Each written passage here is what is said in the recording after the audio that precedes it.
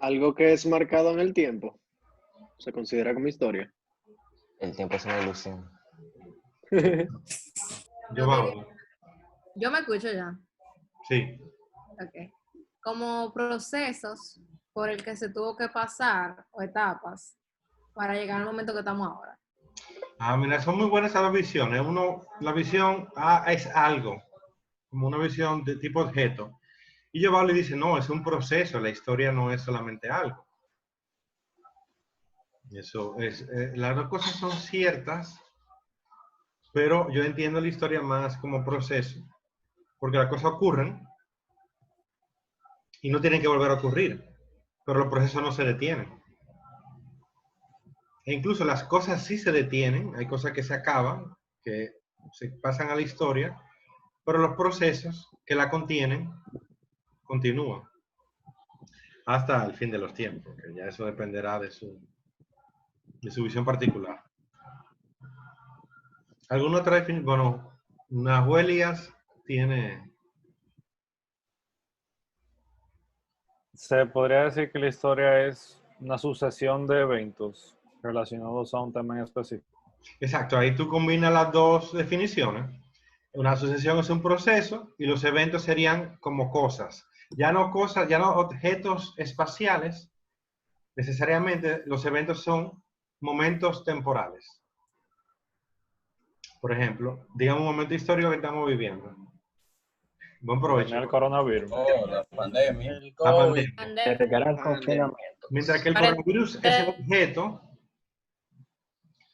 la pandemia es el proceso. Porque el coronavirus existió, y hay mucho coronavirus, hay uno que aquí es muy famoso, que todos los veterinarios lo conocen y vacunan a los perros contra él. Pero este, que se nos pasó a nosotros los humanos, es la primera vez que ocurre.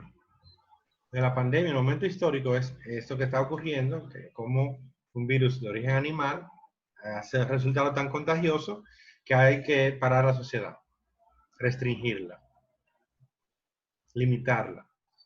O sea, eso es histórico. Y que ocurriera en el mundo entero en un lapso de 5 meses. Es también histórico. ¿Alguna otra definición?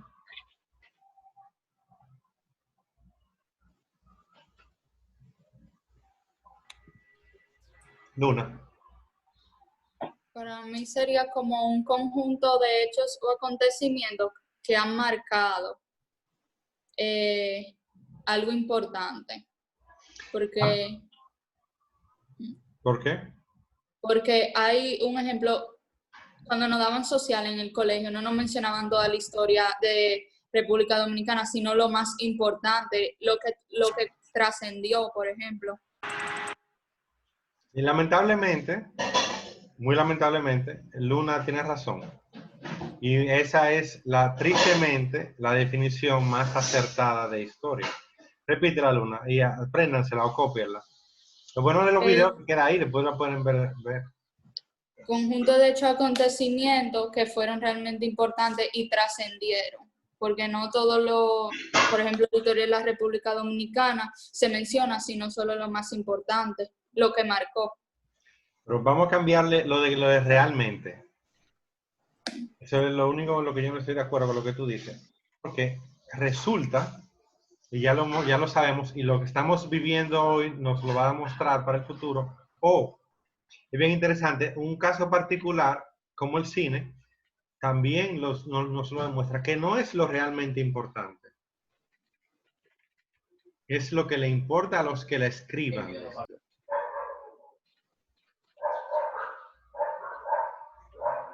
Profesor, pero en esa definición que da Luna, yo siento que hay una contradicción con lo que usted dice, porque al final, ok, nos mencionan los hechos más importantes, pero volvemos a decir dentro de la historia de la República Dominicana, o sea que todo lo otro sigue siendo historia. Claro, es contradictoria. Es una de las deficiencias que tiene la ciencia historia como ciencia es ese, que el objeto no puede ser yo iba a decir superado, pero en realidad el objeto de la historia da siempre supeditado, siempre dependiente de su sujeto. por ejemplo, cuando decimos historia, decimos que la escribimos, pero ¿quién la escribe? O sea, hay una historia que se escribe sola, o los hechos son históricos de por sí, o somos nosotros los que decidimos cuáles son hechos históricos. Ese es un debate que tenemos con el cine. Y, bueno, María, pero Laura levanta primero, María. Con eso que usted acaba de decir, que somos nosotros quienes decidimos, yo diría que yo estoy de acuerdo con esa teoría, porque si usted se fija, en la misma República Dominicana, nada más no hablan de los españoles que vinieron, de los haitianos que quisieron volver a una colonia de nuevo, y cómo superamos todo eso, pero en ningún momento no habla de la historia de África. En todos los libros de bachillerato, no habla sobre historia europea, sobre historia americana y sobre historia dominicana, pero nunca nos habla sobre África. Nunca, en ningún libro. Y es ¿Y parte por qué? fundamental, yo digo. ¿Y cuál es la excusa? Bueno, la excusa es que ellos no tenían escritura. Pero hay muchos que no tenían escritura y también pero lo yo nunca lo fundaron. tengo en ningún libro. Y hay una prehistoria europea y la gente estudia Stonehenge, que me imagino que sí saben cuál es, pero hay muchos centros que se estudian igual. Entonces, ¿por qué no? Ah, no, que en África no había. Bueno, pero ¿por qué? Además, no es eso, que haya o no haya, es qué tanta influencia tuvo sobre nosotros. Porque es el punto. Exacto. Porque yo te digo que en la historia europea cuenta mucho África, que sí cuenta, porque Egipto está en África, aunque no lo quieran creer. Pero vamos a suponer, porque ellos tienen muchas cosas más que contar. Pero en nosotros, no solamente República Dominicana, la América. Y vámonos más lejos, pero bien cerca, en Estados Unidos. ¿Qué hacemos con la historia africana en Estados Unidos? ¿Cuántos afrodescendientes hay en Estados Unidos? ¿50 millones? ¿60? O sea, ¿cómo tú descuentas un porcentaje tan grande de la población? O aquí, tú lo descuentas por decisión. No hay ninguna otra forma de hacerlo. Los mismos nativos americanos, que fueron los americanos de origen, no lo cuentan a ellos. No, porque no lo cuentan. O sea, literalmente no hay... Ellos nada más salen en la película de vaqueros. Y es como lo malo. Claro, Sí, ya Rure llegó, ya se ganó 5 puntos Rure ahí. Porque ya llegó a donde yo quería que fuéramos. Porque imagínense, si Yes. una ciudad en grande, ¿cómo tú no lo haces en el cine, que es algo más pequeño? Y es más fácil de hacer. Por la pintura, que es mucho más fácil. Imagínense qué fácil hacer la pintura. Tú nada más necesitas agarrar que los pintores que no te interesen, tú dejas de mencionarlos y se convierten en mudos. Es verdad. No hay manera de que un pintor resalga. Si tú lo sacas del libro de historia del arte, el tipo desapareció. María había levantado la mano. No sé si era para decir otra cosa o ya se fue, porque ahora no sale. Ella tiene una foto con una playa atrás. Oye, no creo yo que algo así. No, no es una playa. Eso es... ¿en dónde fue? No me acuerdo ya. Creo que fue en La Vega. No, realmente la mano yo la había levantado para una pregunta ya de hace tiempo, pero es que el internet mío está muy malo y me desconecté, entonces ya pasó la pregunta. Porque tiene la respuesta ya. Era de la definición de historia, pero creo que Juan Elías dio una muy parecida a la que yo iba a dar, que era acerca de que era un conjunto de hechos que se seguían cronológicamente uno al otro.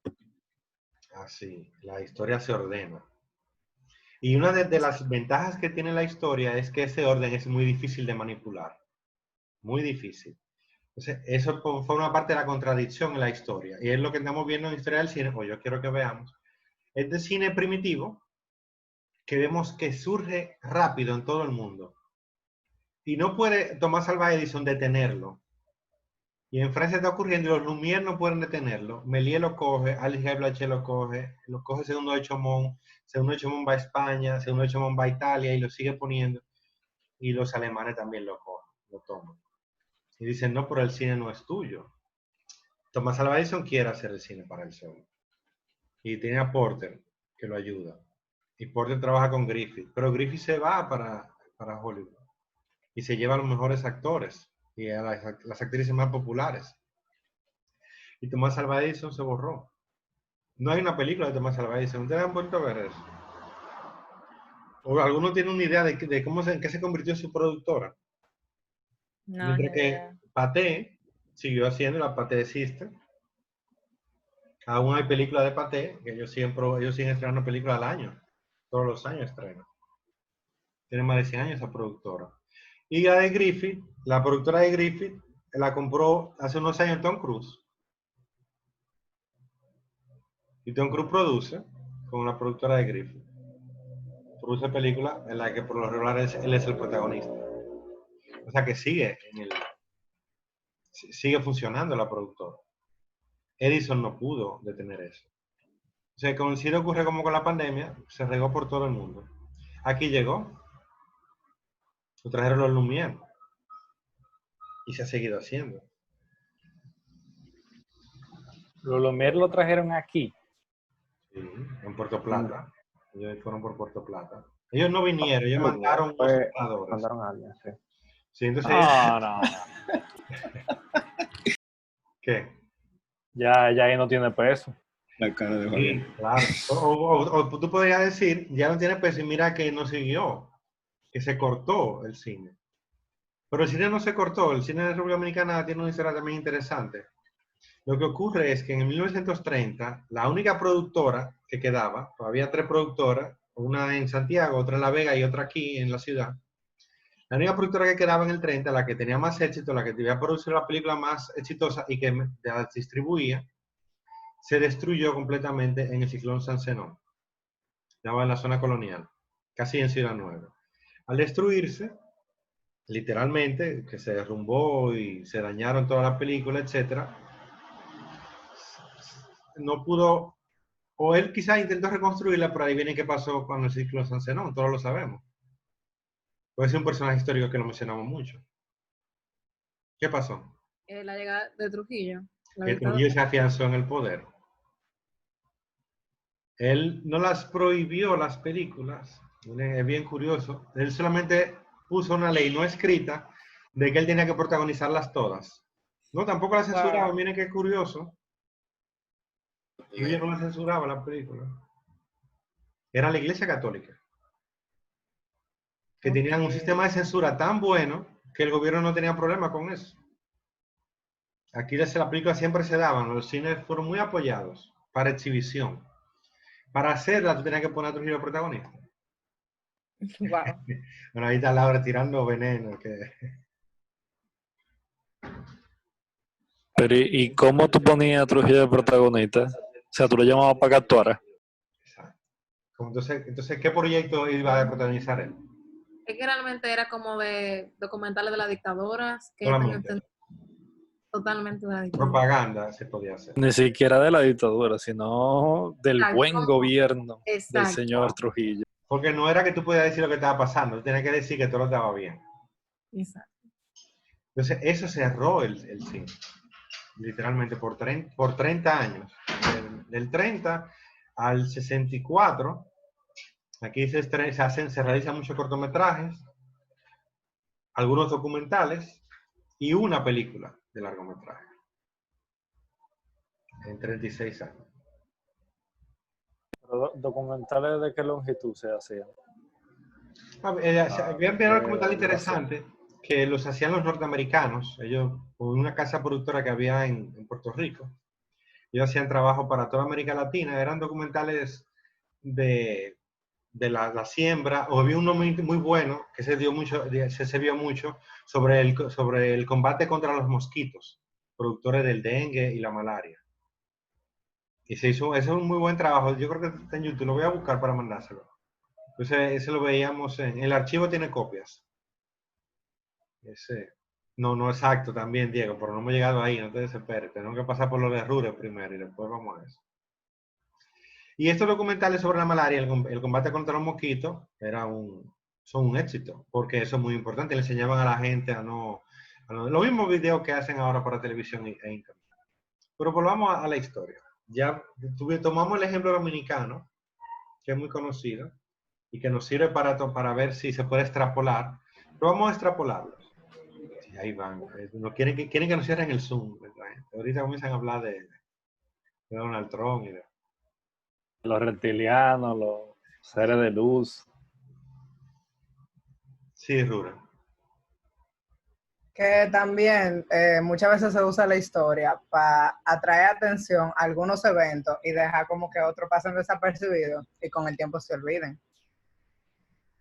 Claro, entonces la historia Una cortina de humo.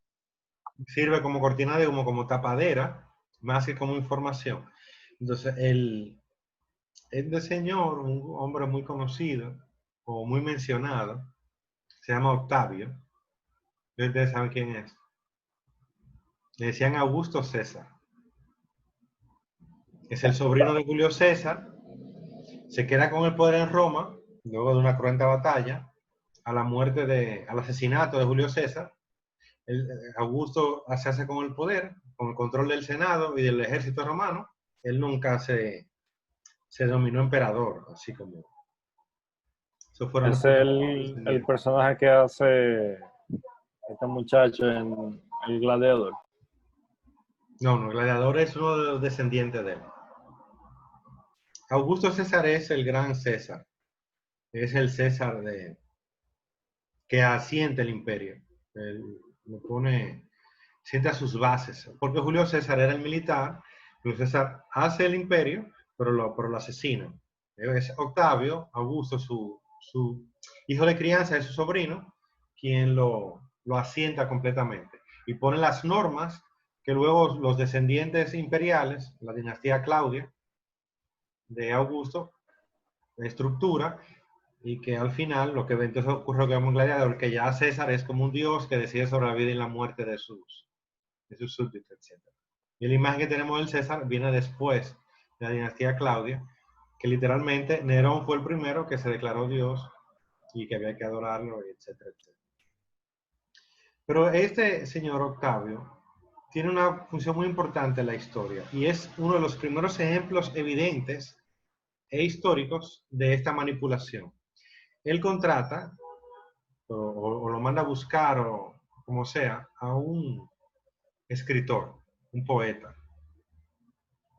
Este poeta se llama Virgilio y Calígula vino después.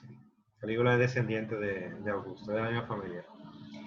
Este Virgilio tiene la obligación de escribirle una historia al pueblo romano que sea equivalente a la historia que tienen los griegos. Ustedes saben que Roma ha ocupado Grecia, pero que Grecia es intelectualmente mucho más robusta que Roma. Entonces Virgilio escribe esta épica, que se llama la Eneida, que es la historia de cómo los romanos son descendientes de los troyanos. Entonces con esta historia conecta a un pueblo, que era un pueblo originalmente de campesinos y de soldados, y que se había hecho con el control de todo el mundo conocido, lo conecta con los dioses de la antigüedad.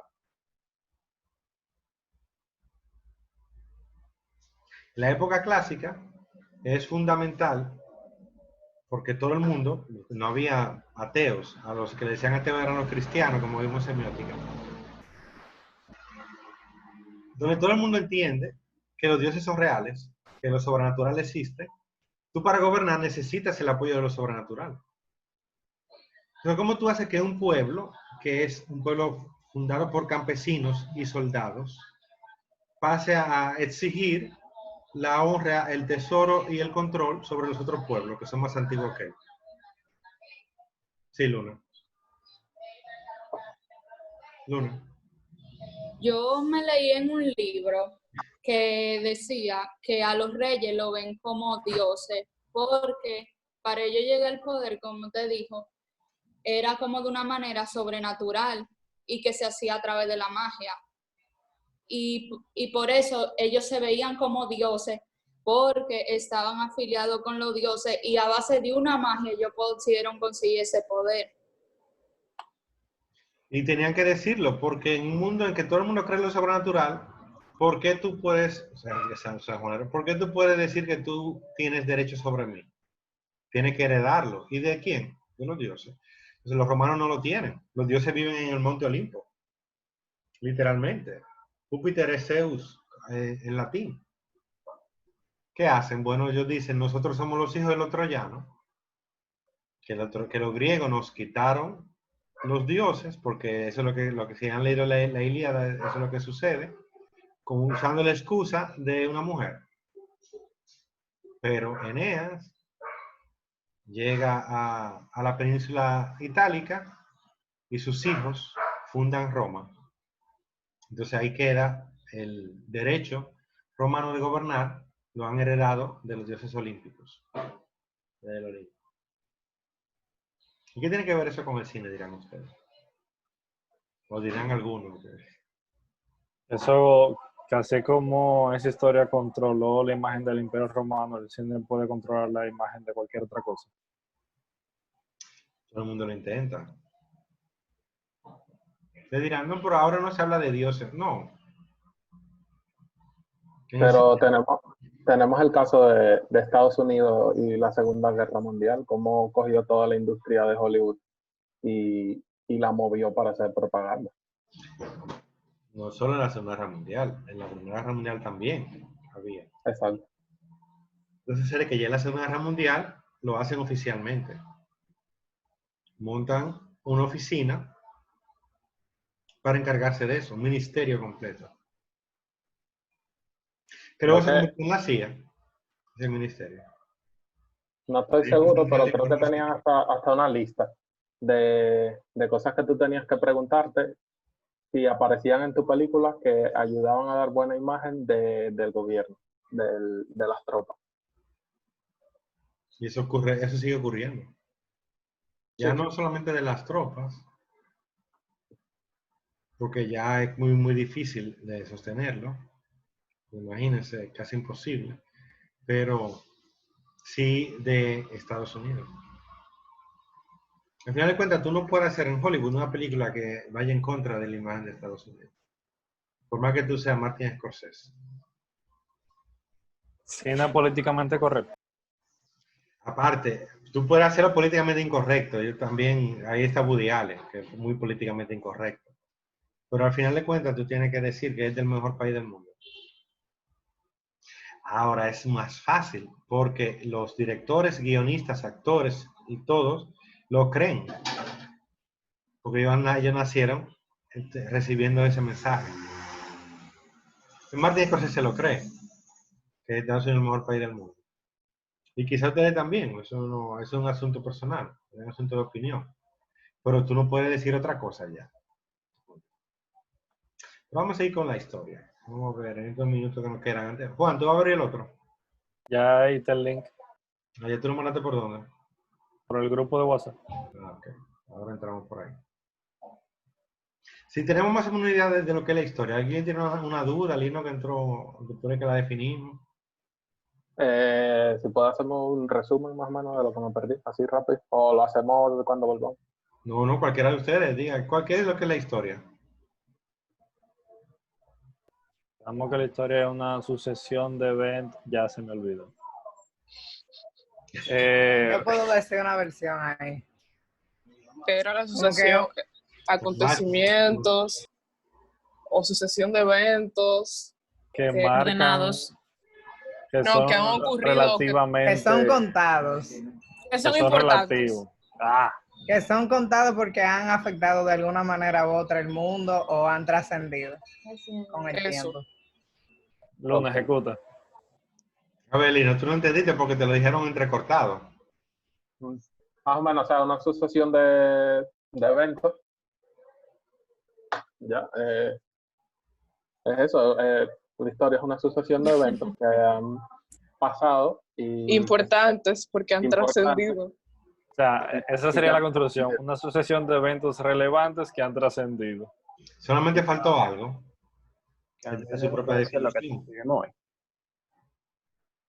¿Juan? Porque Rure lo dijo, es la Que relación son contados.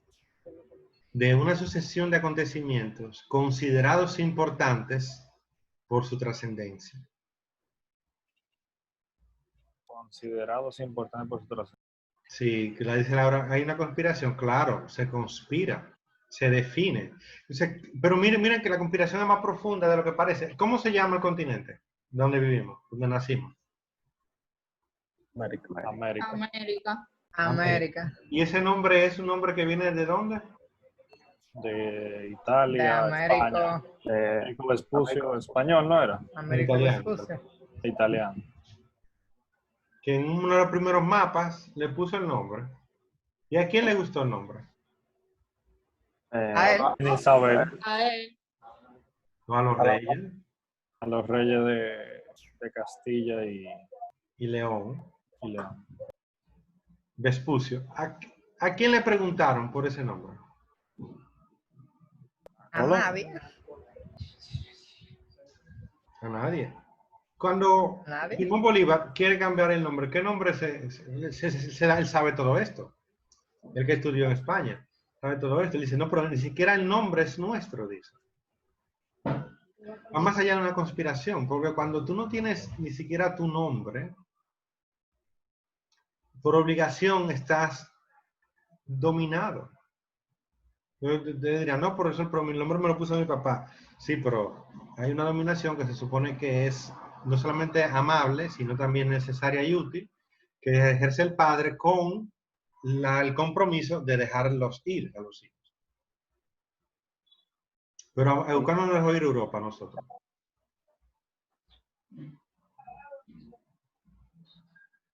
¿A cuándo Europa dejó ir a América? ¿Qué nos dejó ir? ¿Cuándo Europa nos dejó ir a América? Sí. Bueno, todavía hay ¿Cómo? lugares O que ir a no están América. dejados. Pues, Otro día. Cuando perdió la guerra de independencia. Exacto.